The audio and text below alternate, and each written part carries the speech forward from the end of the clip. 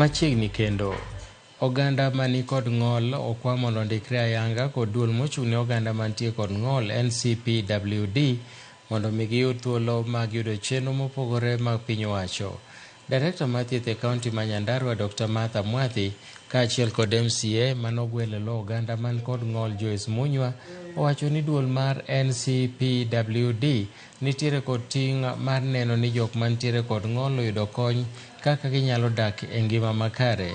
Ne giloso e kar od thieth ma Ndaragwa e kinde mane gitimo ndikruok mag jok mantiere kod ng'ol, ka gimedo ni kwan mag oganda mandikore kelo yot ne piny owacho mar neno ni kaka inyalo tim pok mar mwandu makonyo oganda mantiere kod ng'ol. Kuna mvua, kuna matope, hata watu wengi hawajaletwa.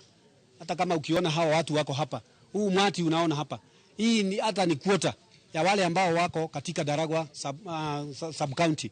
Kwa hivyo tunahimiza serikali kuleta hizi huduma karibu na watu. Around this area we do not have a rehabilitation unit, so we have so many persons with disability that do not have access to these therapy services. And for us, we are grateful that we have gotten this opportunity. So we want to really ensure that as a government, as even we upgrade this hospital, we have a rehab unit so that the children from around this area, that's Ndaragwa, the whole of Ndaragwa, they have an area they can come for therapy and even assessment. Usually we have disability assessment every 2 weeks in JM Hospital and Engineer Hospital.